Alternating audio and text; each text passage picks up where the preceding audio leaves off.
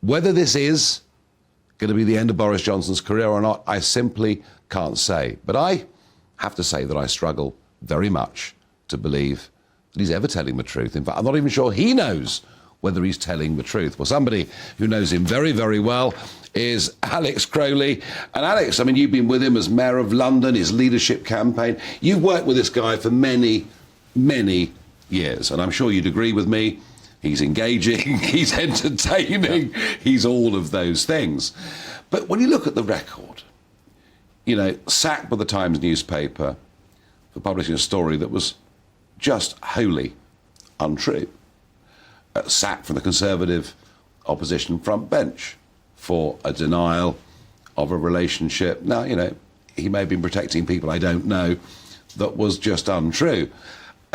Alex, whatever we think of him, whether we like him or dislike him, is irrelevant here, because he is quite jolly. And yep.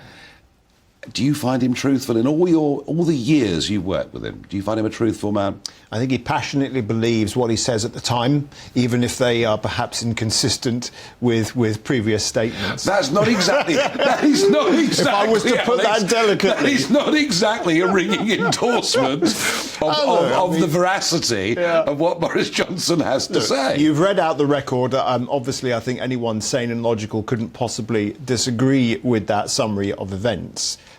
What people like about him is the slightly chaotic nature of him, and that's the positive side of him. But I think we all have to accept that there are some downsides that come with that, and this is perhaps one of them. He bounces from thing to thing and idea to idea, and he gets caught up a little, I think, sometimes.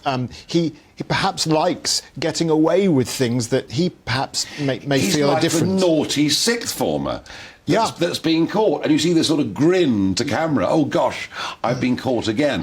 Yes, exactly. Think of a sort of 50s comic strip schoolboy kind of character. Yeah. That is the persona that he's cultivated.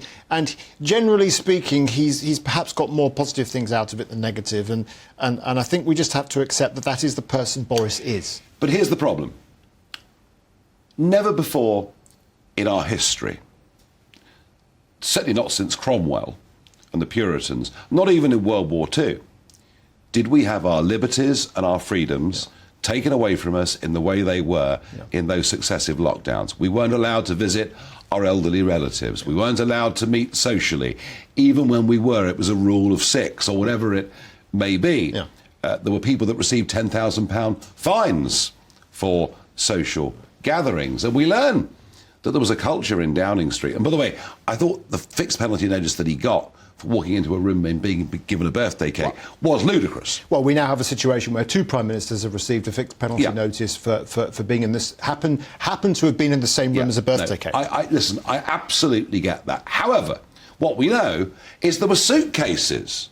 People were going to supermarkets and filling suitcases with bottles of booze. Yeah. And on the eve of the Duke of Edinburgh's funeral, of course, you know, boozing it up till 2 or 3 in the morning with karaoke machines in number 10 Downing Street. Yeah. It is literally impossible that the man at the head of government did not know that occurred.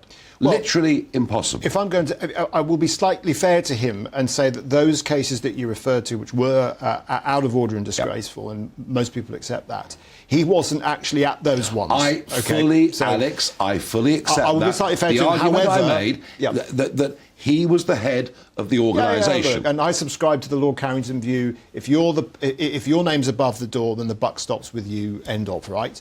But I do find it interesting that because we must remember that the schedule of a prime minister is completely ludicrous, right? The Prime Minister has the same number of hours in the day that you and I have. The only problem is they have to do about 100 times more things.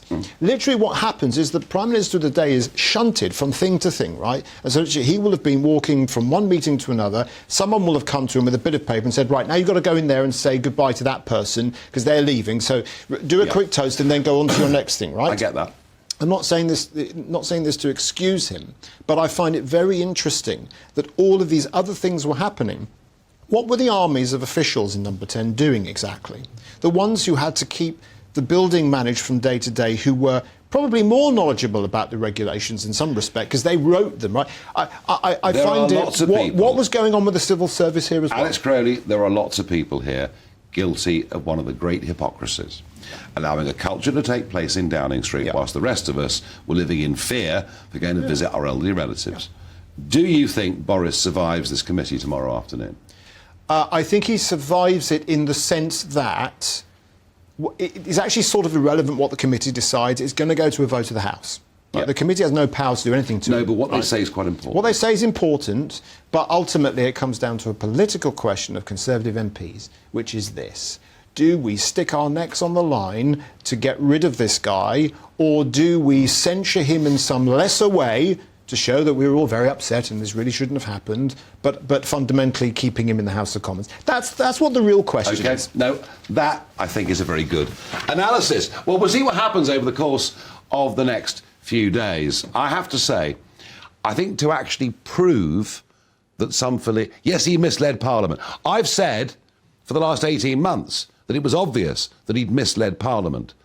But to actually prove fairly that he willfully misled Parliament is a very difficult thing. And that's where Alex is right. Ultimately, it'll be Tory MPs that decide his fate.